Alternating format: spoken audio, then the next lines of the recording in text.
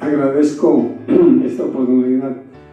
Cuando se me invitó para participar en esta actividad, una de las cosas que pensé, bueno, debo decir que el presidente resumió lo que yo voy a hablar.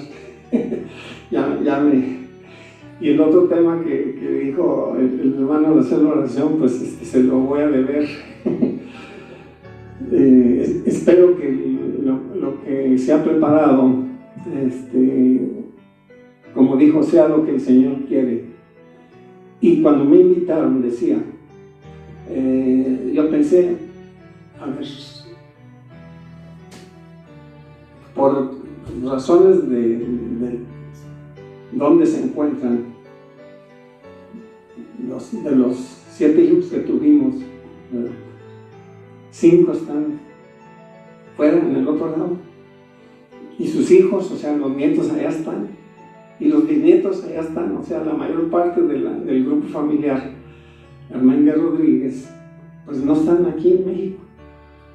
Están, de los que están aquí están representando a Gustavo. Y entonces dije, bueno, voy a preparar algo que si alguien me lo puede grabar, se lo agradecería, para poder pasárselos a los hijos que están fuera y a los nietos que ya son misioneros, ya están casados y todo, ¿verdad? Para que ellos lo puedan ver. Entonces agradezco que se esté filmando, porque hay cosas que se van a ver en la pantalla, pero hay cosas que yo voy a ir explicando. Entonces, permítanme nada más encenderla y prender aquí el monitor. Y les decía ya a los hermanos, mientras estábamos arreglando unas cosas ahí en el salón social, le dije, hermanos, hay una escritura muy clara que dice, donde estén 2 o más en mi nombre, ahí estaré yo. Entonces le dije, ¿cuántos hay ya? No, pues hay 4. Ah, bueno, ya es el doble de lo que el Señor pide. Pero ya son 2, 4, 6, 8, 9. Ah, ya. Bueno, vamos apagaremos estas luces nada más de enfrente para que se pueda apreciar mejor.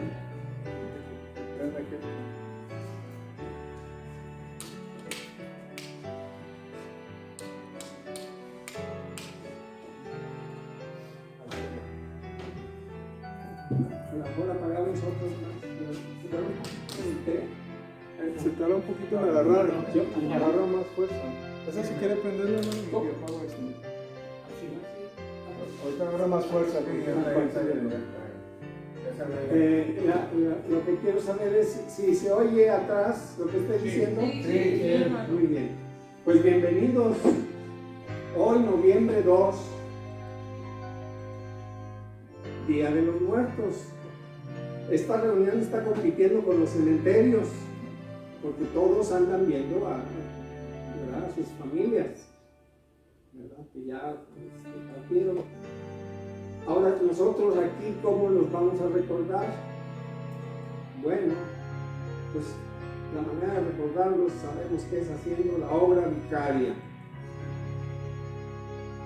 Miren, cuando yo me bauticé en el 58, tenía yo 20 años de edad, y en aquellos años, en Tampico, Tamaulipas, un 28 de octubre del 59, el Día de Muertos, ¿qué se hacía en las capillas en aquel entonces? O en las casas de oración, pues un baile de disfraces. O sea, yo participé hace 60 años en un baile de disfraces para conmemorar el Día de los Muertos. Y miren de qué me disfracé yo. El hombre sin cabeza. Ahí se me veía la cara un poco. Y ahí traía la cabeza en la mano. Y acá al lado está una parejita y uno de ellos representa a los muertos, ¿verdad? Beto y Lupe, dice. Lupe es una parienta mía, que más adelante hablaré de ella. Pues así era como festejábamos. Pero hoy, en aquel entonces no teníamos un templo en México, estaba lejos, estaba hasta Mesa, Arizona. Pero hoy, en Tampico ya hay un templo, y en Monterrey hay un templo, y en muchos lugares de México ya hay templo. Entonces ya, festejando el Día de los Muertos, yendo al templo, sería una buena manera.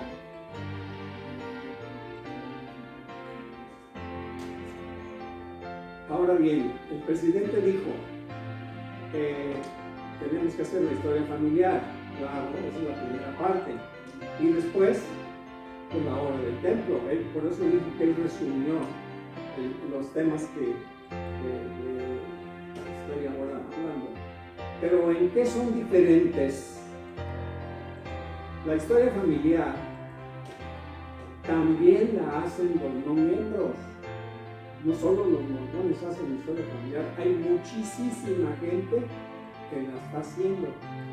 Y la obra del templo, solo los miembros la hacemos.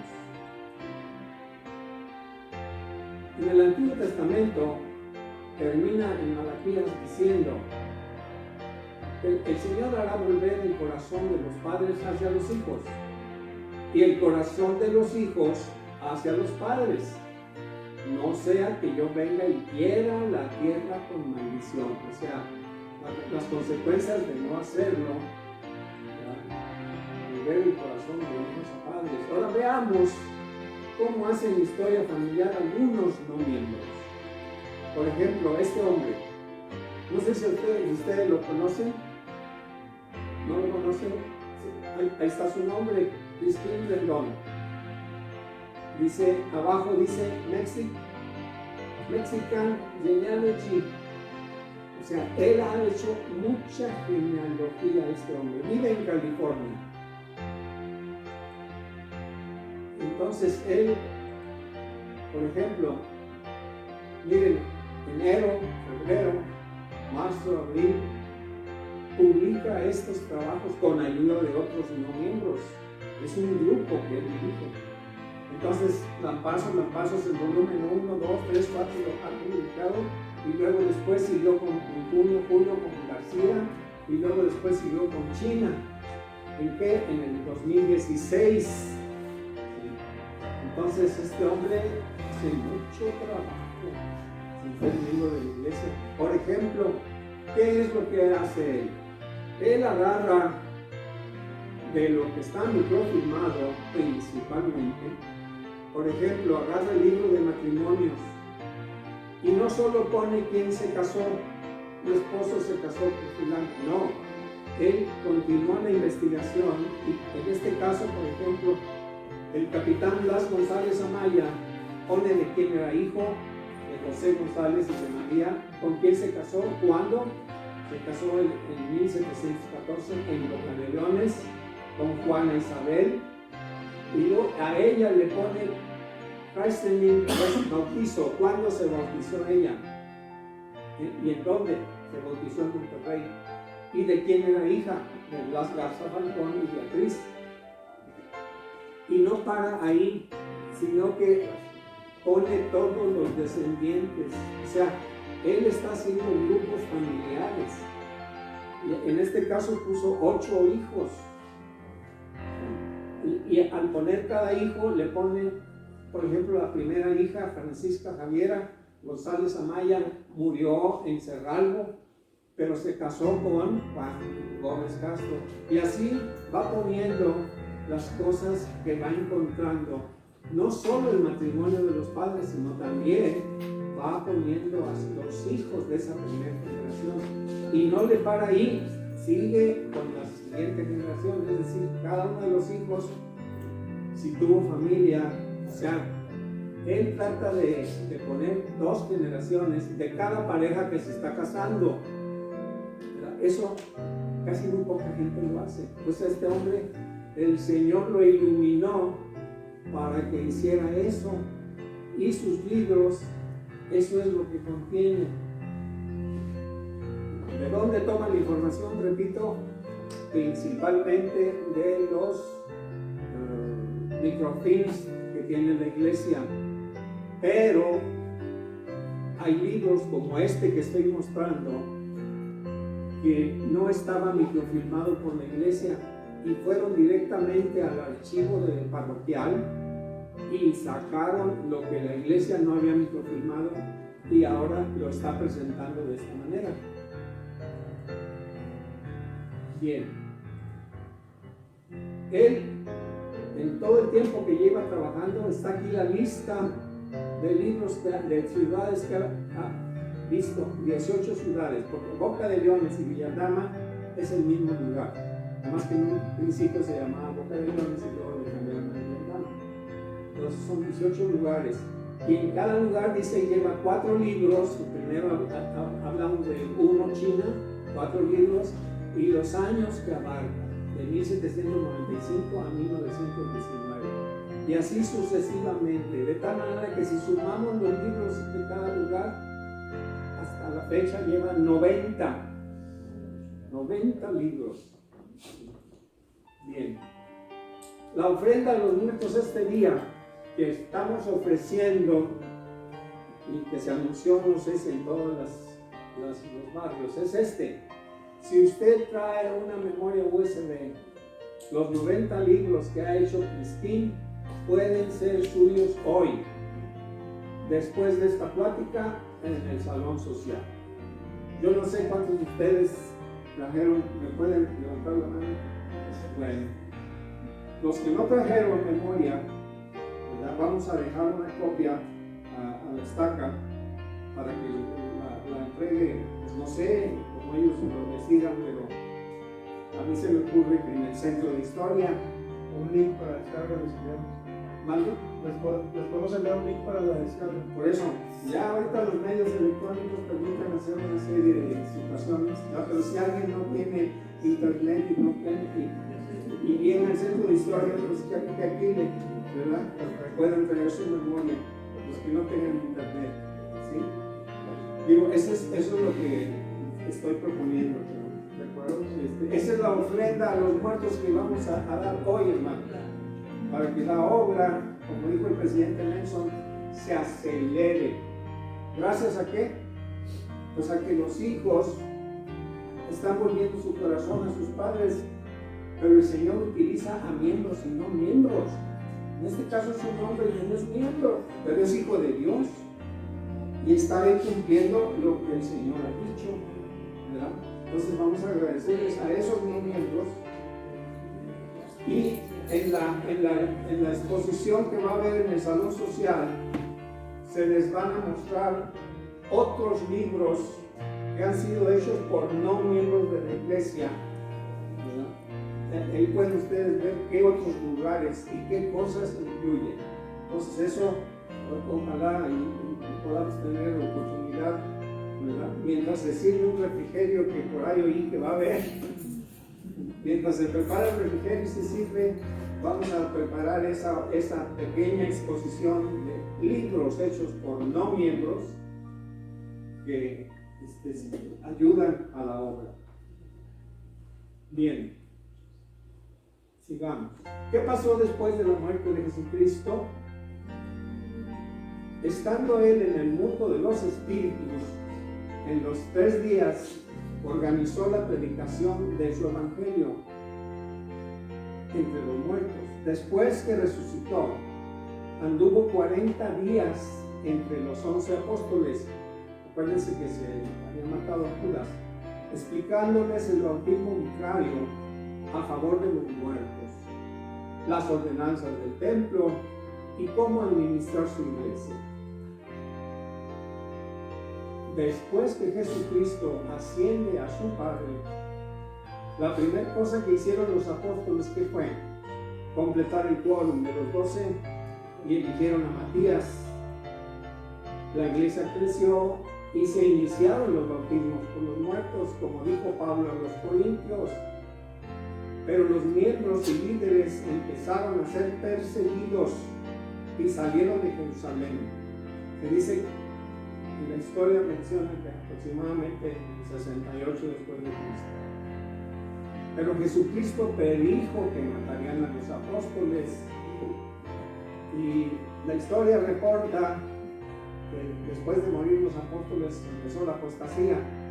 Pedro fue muerto en Roma, muy rápido aquí nomás, en Roma crucificado, Andrés crucificado en Grecia, Santiago decapitado en Jerusalén, Juan Recordemos, Juan fue preso, enviado a la isla de Patmos, y en realidad nadie sabe qué pasó con él. Algunos dicen que murió de 100 años, pero la Biblia dice otra cosa. Felipe, colgado de una columna en Frigia. Bartolomé, decapitado en Armenia. Tomás, atravesado por una lanza en India. Mateo, por espada en Etiopía. Jacobo, golpes con garrote en Jerusalén. Judas Tadeo, flechado en Beirut. Simón, crucificado en Persia. Judas se ahorcó en el 33 después de Cristo, por eso eran 11. Pero se juntan los apóstoles y reemplazan al faltante, y así nombran a Matías, que también murió apedreado y decapitado en Judea.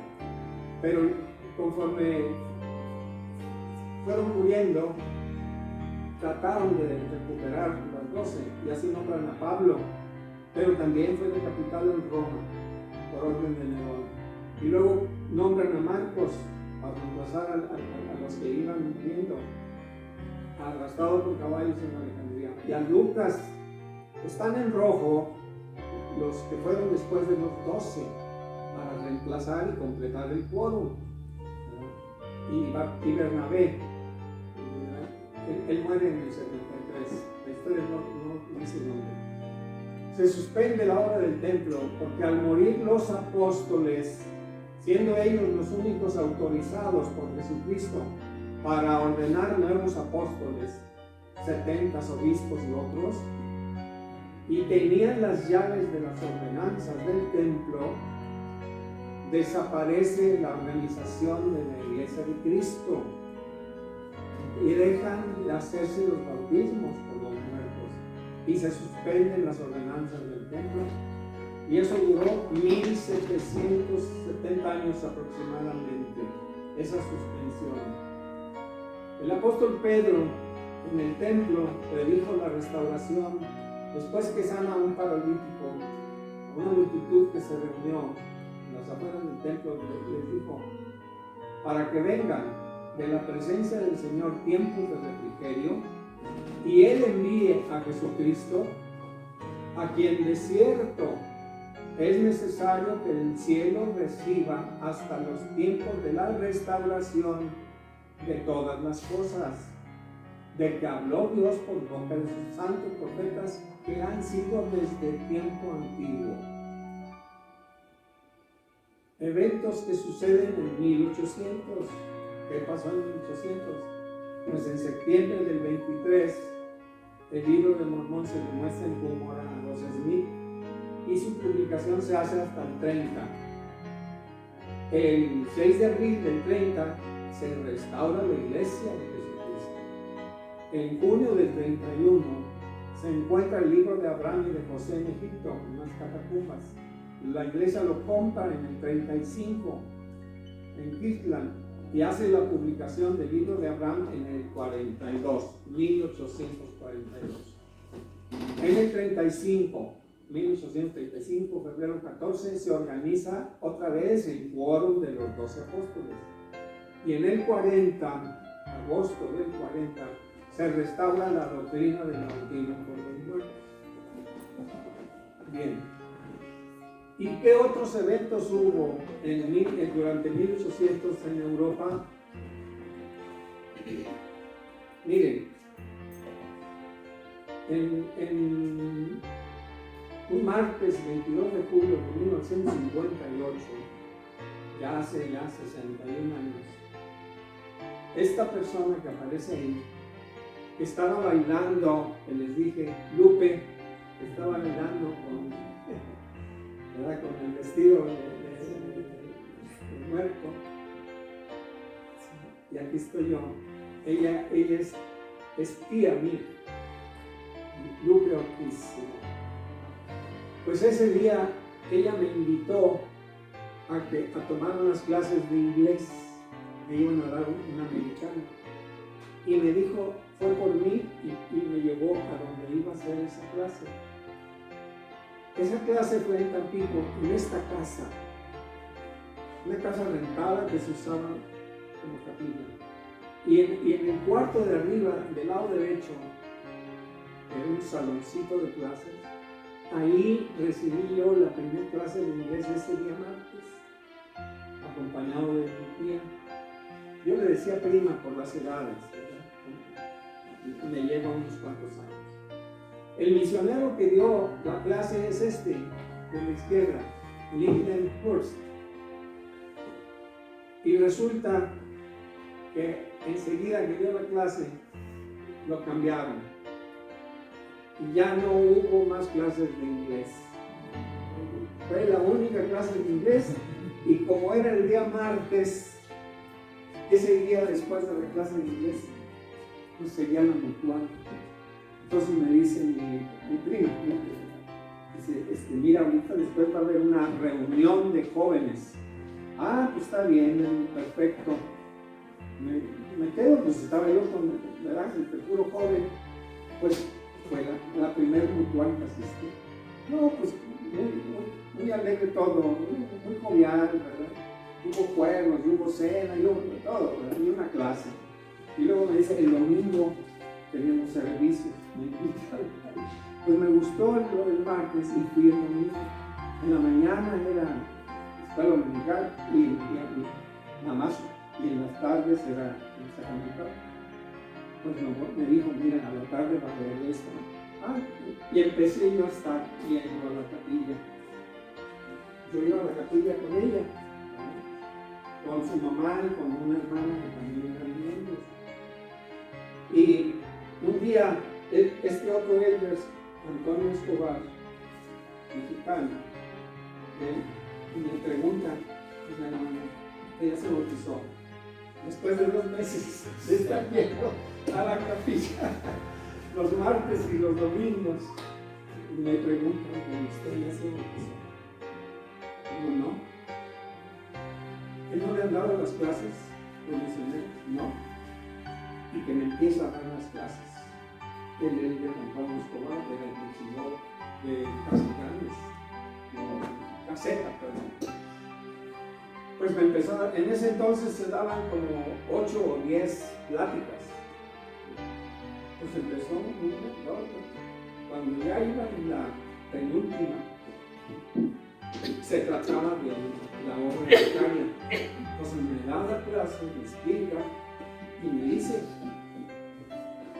aquí en la iglesia es la única iglesia que hace obras con los muertos. Pues yo nunca había oído de eso en ninguna iglesia, ni a nadie había oído hablar de eso. Entonces, ok, está bien, me pareció bien. Ya explicó todo, ¿verdad? Por qué se hacía y demás. Yo en ese entonces estaba estudiando en la universidad en ingeniería química. Entonces yo tenía una mentalidad pues, porque en la escuela un día un maestro explicaba una clase, pero luego al día siguiente nos llevaban al laboratorio para hacer las químicas, ¿verdad? Y ver que esto con esto sucede, ¿qué sucede, ¿verdad? ¿Qué pasa cuando mezclamos 2 sustancias?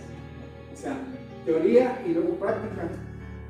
Pues con esa mentalidad yo acepté lo que los misioneros me explicaron, pero me fui pensando, dije, dicen que esta es la iglesia verdadera, pero que es la iglesia restaurada.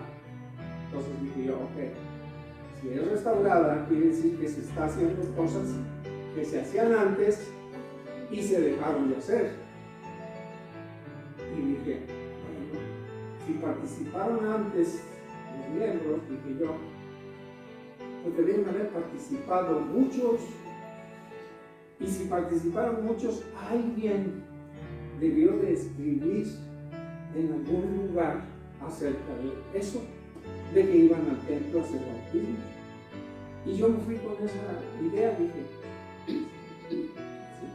me parece correcto lo que me están explicando, pero yo quiero buscar, ¿verdad?, si hay algo más. Entonces me fui, como dice el Señor, aunque busca, no encuentra un camino. Entonces, ¿qué hice? En septiembre, como les dije, yo fui en julio la primera vez, ya en septiembre, porque el misionero fue cambiado, el que me dio las lecciones también. Entonces yo dije, pues voy a buscar una biblioteca. ¿Cuál? Pues la más grande, en el Palacio Municipal en el sótano, que estaba lleno de libros, en la biblioteca pública, muchos libros. Entonces voy con la encargada, le digo, señorita, yo quisiera ver si tienen en bibliotecas grandes algo que hable de la iglesia en la época de Cristo. Entonces agarra y me lleva y me dice, venga, como ven ustedes, ahí hay muchos libros que están expuestos al público. Pues me llevó ella a un mueble cerrado con llave y lo abre. Entonces me dice, mire, aquí tenemos esto. Eran unos libros, unos grandes y otros más pequeños, una colección de todo, con pasta de piel. Se veía que era una edición bien antigua, por la forma de la publicación, no eran pastas de papel, de cartón, no, de piel. Okay. Pues ya me puse yo ahí, me dejó ahí, dice ahí, a ver qué encuentra. Entonces yo empecé y estamos hablando del 58. No había copiadoras, no había celulares, no había computadoras, no había teléfono, etcétera, etcétera. Pues que me llevé un cuadernito, que aquí lo traigo, todavía lo conservo, ¿sí? Ese cuadernito que viene ahí, la cosita. Pensé traerlo. Dije yo, es una reliquia. ¿Cuántos años tiene este cuaderno? Pues la edad de muchos de ustedes son más, 60 años, 61 años. ¿Y qué hice? El cuaderno escolar de Guillermo Garmendia. Empecé a apuntar ahí con pluma y vi un libro. Después de estar busque, encontré por fin un libro y apunté, página 421. Dice,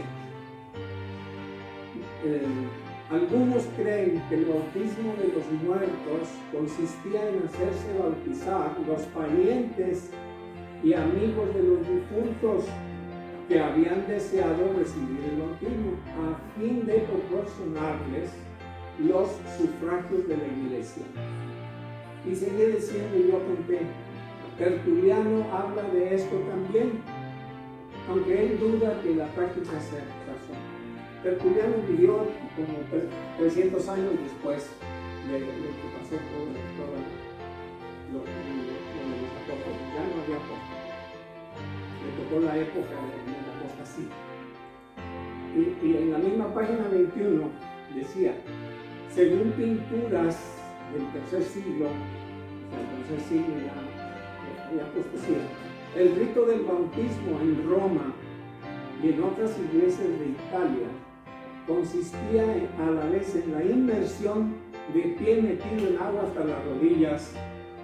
¿Cómo se bautizaron ustedes? Por inmersión, metidos de pie en agua hasta las rodillas o más arriba, depende de la estatura. Pero como ya había la apostasía, ya habían empezado con la aspersión de la cabeza, que llamaban infusión. Bueno, pasaron los años y cuando ya existían copiadoras, dije un día a mi esposa, también estábamos haciendo un taller, oye, yo quiero sacarle una copia a mi hija, porque eso lo tomé yo a mano, porque no había copiadoras. Y entonces esto ya es copiado del libro, ¿verdad? Y le ven nada más cómo empieza, dice, según pinturas del tercer siglo, rito del bautismo, etcétera, etcétera. Y luego acá donde habla del bautismo por los muertos, dice que algunos creen, habla de varias personas que escribieron sobre lo mismo. Yo buscaba quién escribió sobre este tema, aparte de la Biblia, los capítulos. Y aquí en esta parte dice que Armayer, que habla de 1 Corintios, página 318. Otro hombre, Dellinger, en la página 341, Y habla de Tertuliano, habla de esto, y Crisóstomo, y Miñé, y el mismo pensamiento se ve en Teodoreto. ¿Cuántas personas están hablando del bautismo por los muertos y escribiendo? Pues no una, ni dos, ni tres, no, como 5. Y hay más, ¿no? Estos son los que están en este documento. Bien. Este es el título del libro. Dice Biblioteca Teológica del siglo XIX. ¿Quién lo hizo? Historia de la Iglesia. El cardenal Elgenrotter, es un alemán, pero está traducida al castellano por Francisco Díaz Carmona. En Madrid, en 1800, fíjense la fecha, 83. Ya la iglesia se había restaurado, ya se había restaurado todo. Y apenas en Roma están publicando estas cosas y documentos que tenían en sus archivos vaticanos.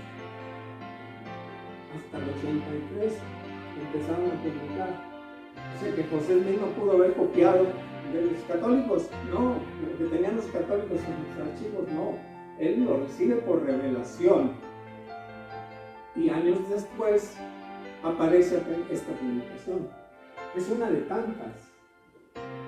Miren, pasó, ya está aquí en Monterrey. Voy a mostrar otras diapositivas del Tecnológico de Monterrey. Pero un día que fui yo ahí con el licenciado Ramírez, que era el director de adquisiciones de la biblioteca, al ir a su oficina había un pasillo grande.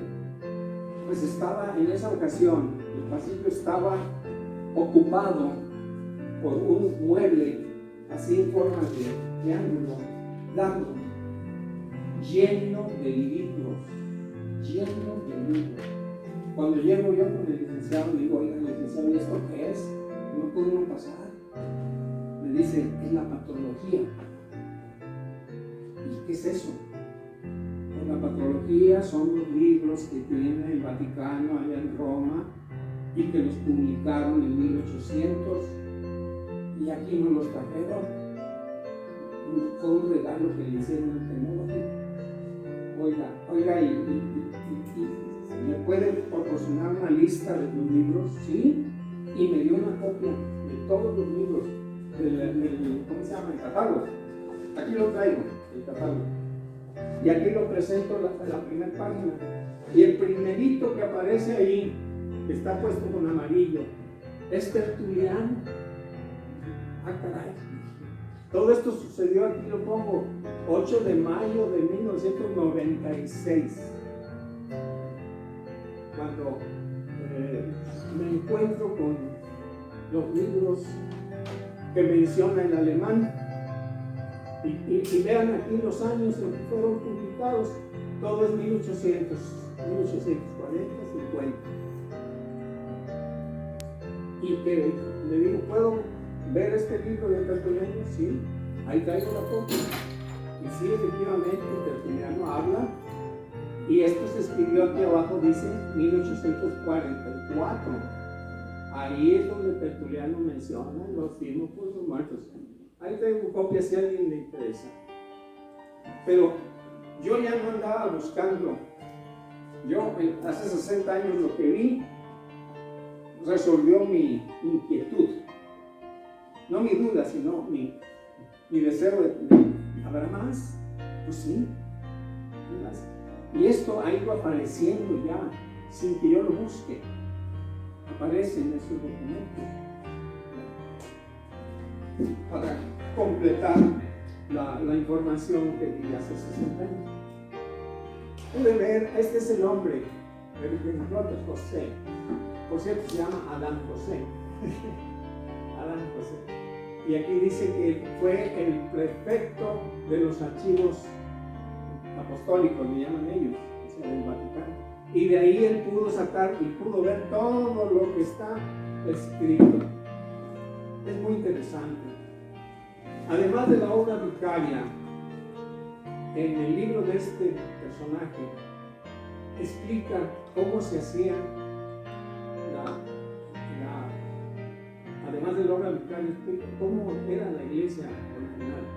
Habla del bautismo, cómo era la confirmación por imposición de manos, las reuniones, quienes repartían la Santa Cena. Dice, los diáconos la repartían después de que era bendecida y la llevaban a los enfermos a sus casas. Pues, ¿qué no hacemos eso hoy en día? Eso es lo que hacemos. O sea, se describía todo, lo cual yo buscaba el bautismo por los muertos, pero en realidad encontré que todo lo que hacemos en la iglesia era como se hacía en la época de Cristo. O sea, sí es la iglesia restaurada en todos sus detalles. El uso de la imposición de manos, las unciones, el llamamiento de los líderes por votación, la excomunión, etcétera, etcétera. Ahí tengo yo porque todo eso, ese capítulo lo cogí. Ahora bien, ¿cómo fue mi bautismo? Porque esto sucedió cuando yo no era miembro. Yo todavía no me bautizaba cuando fui a la biblioteca. Estaba recibiendo las lecciones, ya la penúltima. Recibí todas las lecciones y como no había capillas ni pila bautismal, se usaba el mar, a orillas del Golfo, en las playas de Miramar, de Ciudad Madero. Y en ese otoño, porque fue en el mes de octubre que yo me bauticé, en esa época están los fríos. Aquí les llamamos en el norte frentes fríos, como se dice, pero en Tampico, por el viento y la lluvia, se les llama nortes. Ya entró el norte, decíamos allá. Y teníamos que ir de Tampico a la playa en un tranvía eléctrico, era la única manera. Pero por la lluvia ese día se pidió permiso y dejaron usar una casita, un balneario. Y empezó la reunión con un himno de oración. Y hubo 4 misioneros ahí presentes. Uno de ellos es este hombre, David Richardson. Lo fuimos a visitar a su casa hace varios años. Todavía vivía, ahorita no sé si vive o no.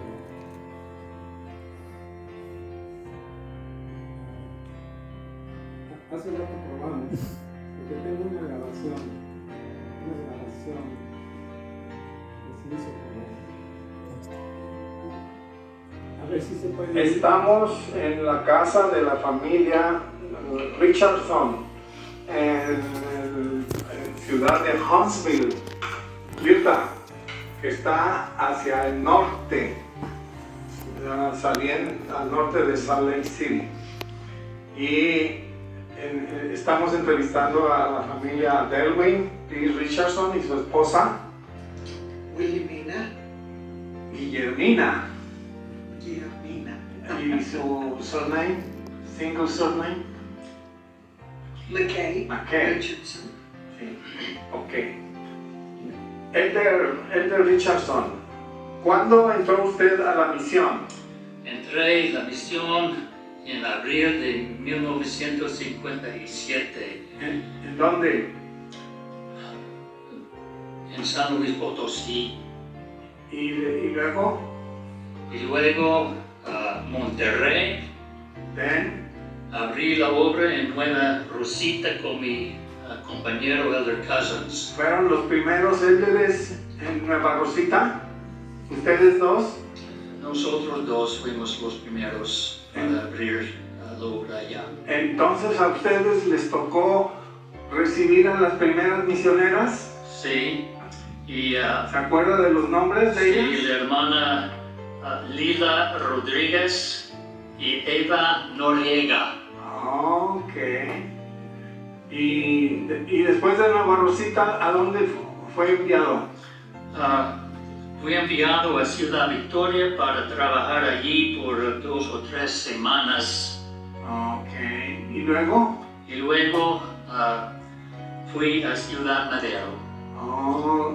¿Cuál fue su primer compañero en Ciudad Madero? fue Elder Alberto López. Ok.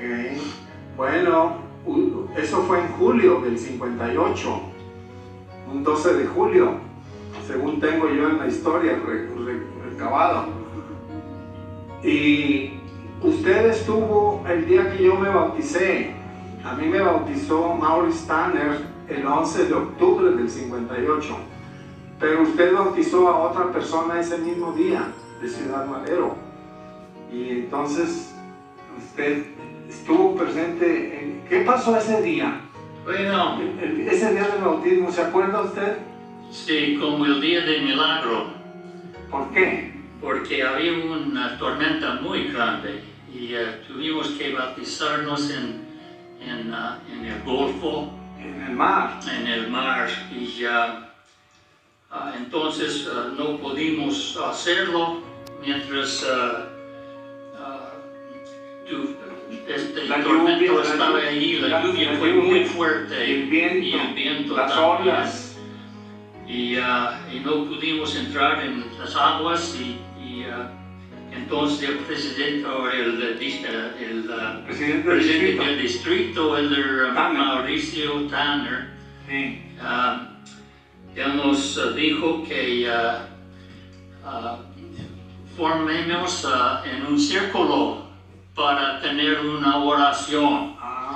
Y entonces él ofreció la oración y mientras él oraba al Padre, él usando el sacerdocio que tenía, él mandó que cese el tormenta. Y así pasó. Yo me acuerdo que estábamos cantando el himno adentro de una casita que nos prestaron y de repente en la ventana empezó a entrar el sol. Es cierto. Y cuando salimos se hicieron todos los bautismos. ¿Y qué pasó al terminar los bautismos? Bueno, el tormento empezó de nuevo con mucha fuerza. Quiere decir que el cielo se abrió. Se abrió. Mientras estaban los bautismos. Sí. Y luego se cerró. Se cerró. Porque yo me acuerdo que tuvimos que correr al tranvía. Es cierto. Porque estaba lloviendo fuerte. Había mucha agua en las calles. Ok. Bueno, ese fue.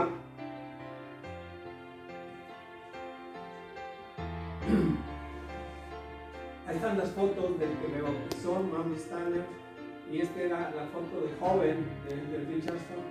Y aquí están los 4 elders que había: Tanner, Richardson, López, compañero de Richardson, y Showers, compañero de Tanner. Y este elder Richardson alcanzó a tomar esta foto. Y aquí estoy yo en esta posición. Esta fue la foto y que se ven acá las aguas muy turbulentas. O sea que nos dejó el día del milagro, la lluvia y el viento paró durante los bautismos. Y también se pudo tomar esa foto. Él me regaló esa foto que yo anduve buscando por años. Después del bautismo siguieron otros testimonios y otros hallazgos.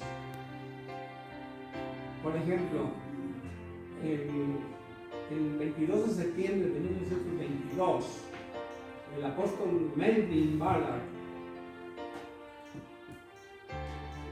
el apóstol Ballard murió en 1939, yo nací en 38, yo tenía 1 año de edad cuando él muere. Y él es el padre del que es el actual presidente de los 12, de Russell Ballard. Russell Ballard. Bien, pues dio un discurso en esa fecha y fíjense lo que dijo, a mí me llamó mucho la atención. Dice: ¿por qué es que a veces solamente uno de una ciudad o de una familia acepta el Evangelio? Me ha sido manifestado, ojo, me llamó la atención esa frase, lo que es porque los muertos que son justos y recibieron el Evangelio estaban orando y ejercitando su fe para que los élderes pudieran encontrarlos y para que él pudiera recibir el Evangelio. Esto se aplica a mí en el sentido de que yo fui el primer miembro de mi familia en esa época. Los muertos que habían recibido el Evangelio estaban deseosos de tener un descendiente en la carne que pudiera ejecutar las ordenanzas por ellos. Es con mucha más intensidad que los corazones de nuestros padres y madres en el mundo de los espíritus están tornados a sus hijos y que lo que nuestros corazones están tornados a ellos. Así es que el Señor abrirá el camino para los que deseen buscar conocimiento de sus antepasados.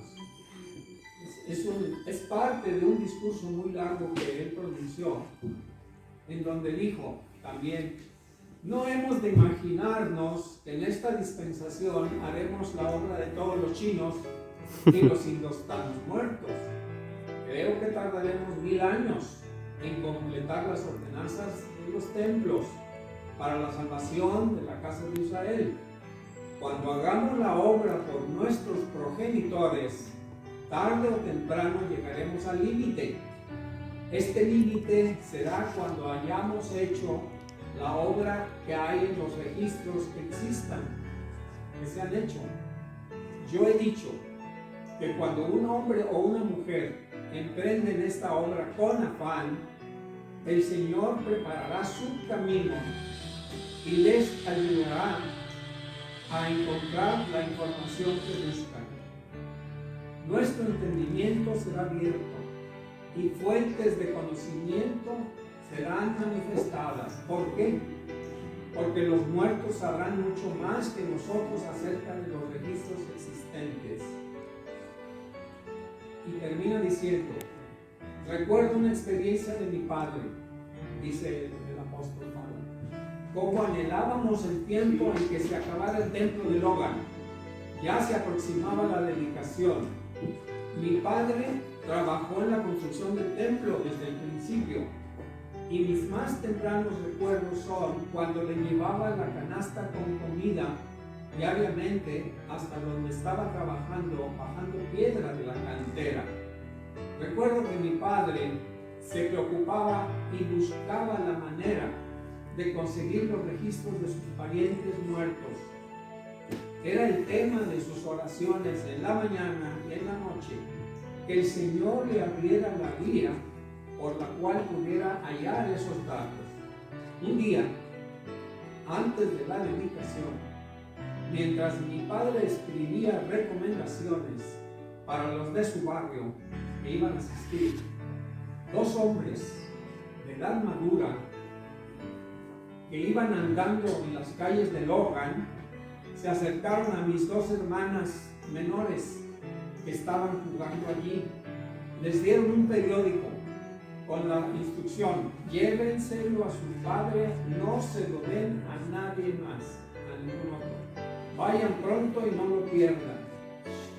Mi madre vio que traían un periódico y se los pidió, pero la niña que lo llevaba dijo: no, tengo que dárselo a mi padre y a nadie más. Le entregó el periódico. Buscamos en vano a aquellos viajeros. Nadie allí los había visto. El periódico, el Newbury West News, Weekly News, no sé cómo se pronuncia, las novedades del Newbury en Inglaterra, fue publicado en la tierra de mi padre, en su pueblo, el día 15 de mayo de 1884. Otra vez en 1800, hermanos. Fue entregado a mi padre el día 18 de mayo, 3 días después de su publicación en Inglaterra.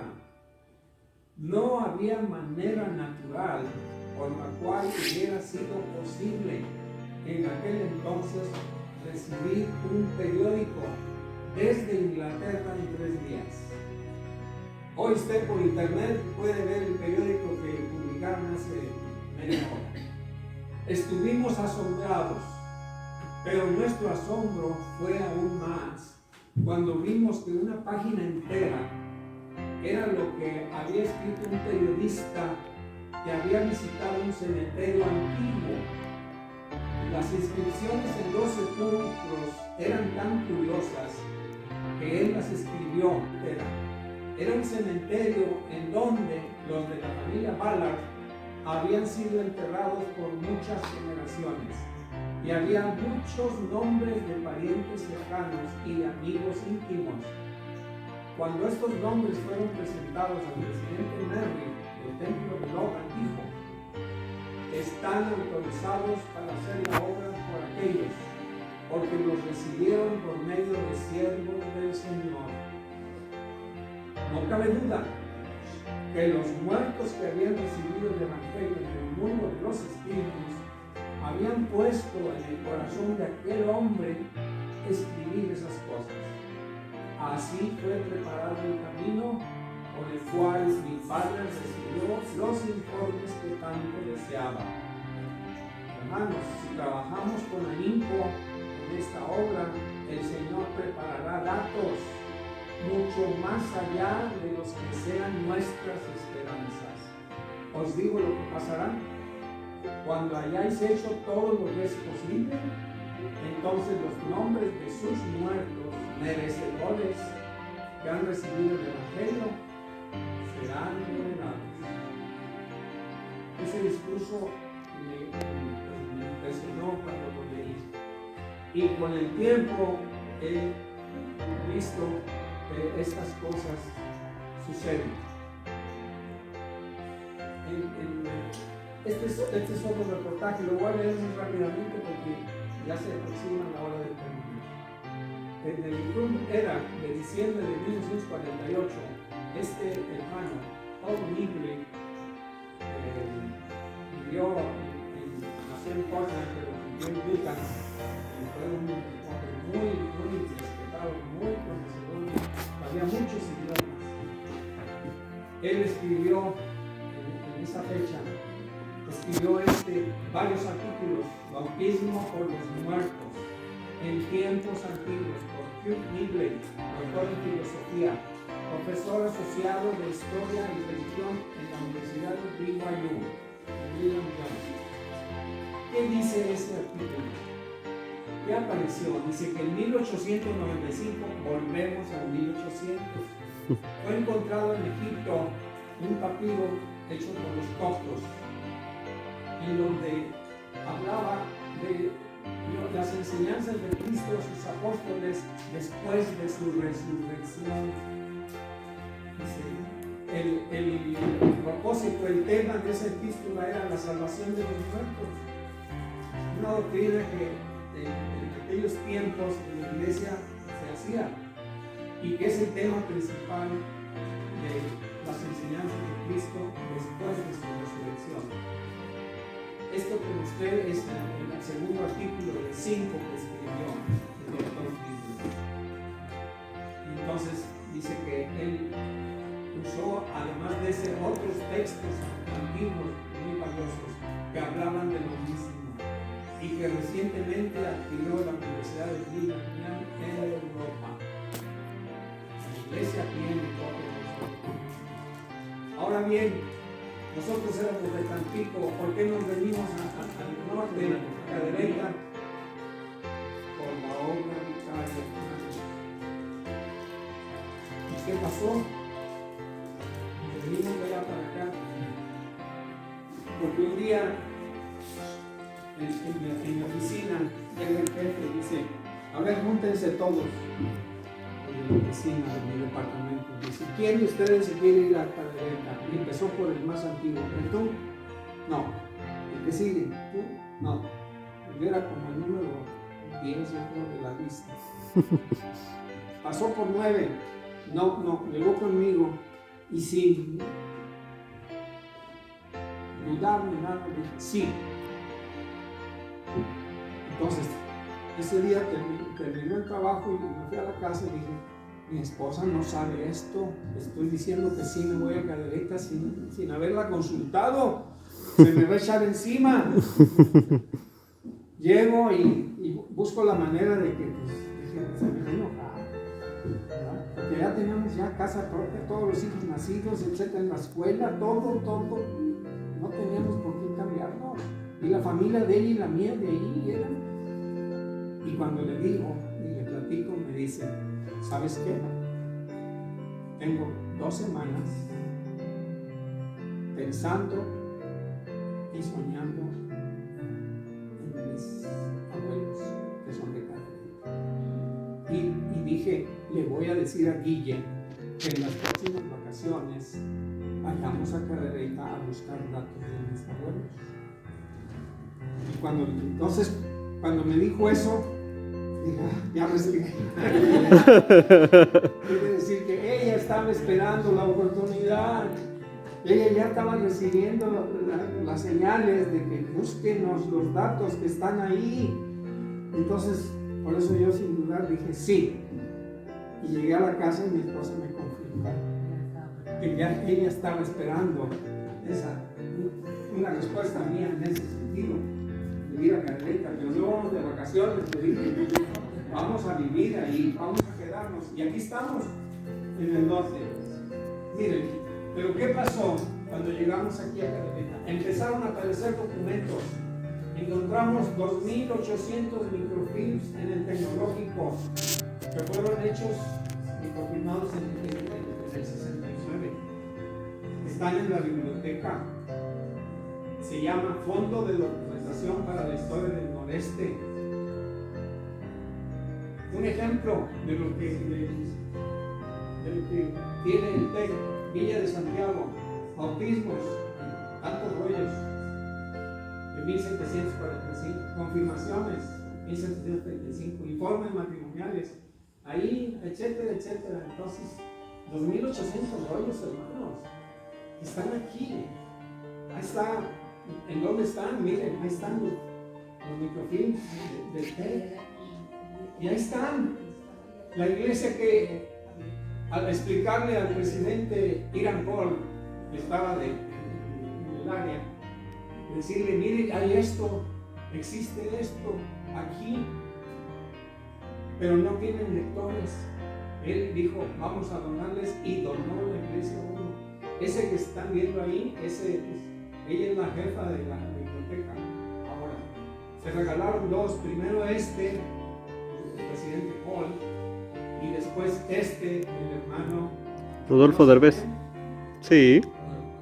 El hermano Derbez regaló un segundo, porque está en la oficina de la jefa, y está donde están los rollos, en otra oficina. ¿Y para qué regaló la iglesia los lectores? Hermanos, ahí están, ahí se pueden ir de lunes a viernes, se pueden consultar. Y entonces nosotros tuvimos la oportunidad de consultarlos. ¿Qué más apareció? 20 libros en casa del profesor Cavazos. Es una visita que se le hizo a su casa. Libros extraídos. Y entonces él me los prestaba y yo me los llevaba a la casa a leer, y le hice copia a algunos, y le dije un día, oiga, ¿nos podrían microfilmar la iglesia estos libros? Dijo sí, y trajeron un equipo de microfilmación y ya están microfilmados.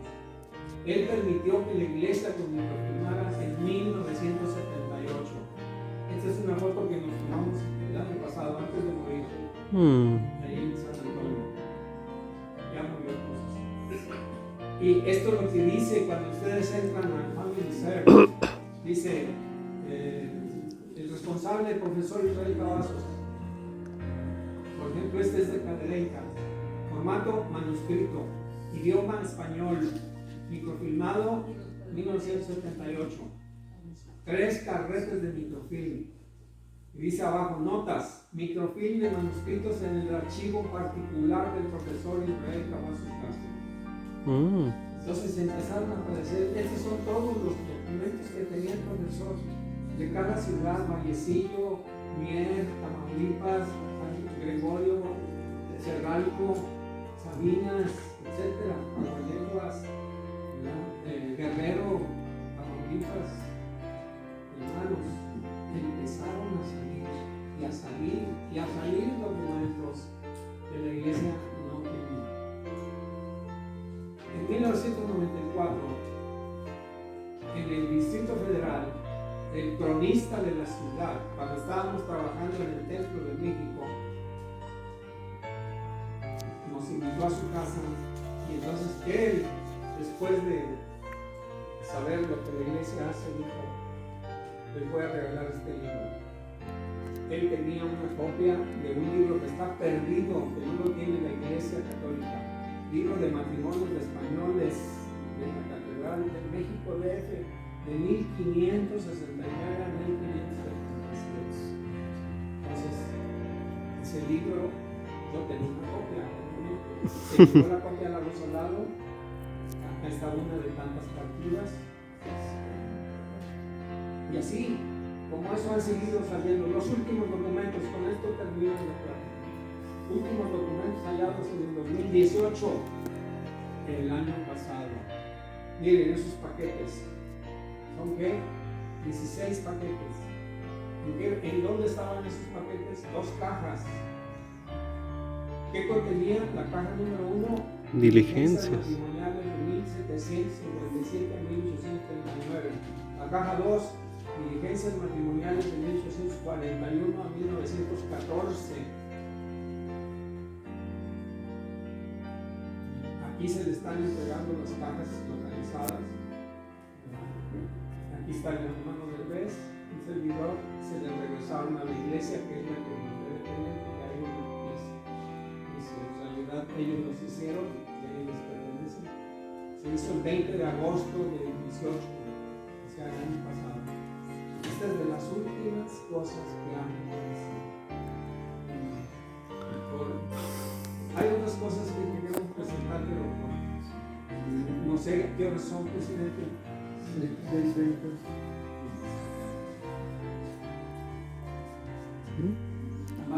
Por mí adelante. ¿Cómo se siente? Dijo el apóstol Pedro también: vosotros sois los hijos de los profetas y del pacto que Dios hizo con nuestros padres, diciéndole a Abraham: en tu simiente serán benditas todas las familias de la tierra. ¿Y cómo será esto posible? Obviamente, haciendo la historia familiar y haciendo la obra del templo. Ahora el Family Search tiene muchísimos documentos, millones de documentos, y lo único que necesitamos para hacer la historia familiar es los miembros y no miembros que pueden meter, conectarse al internet, inscribirse. Es el árbol donde las generaciones se unen. Únanse al árbol de los descendientes de Abraham. Decimos esto en el nombre de Jesucristo. Amén. Amén. Gracias.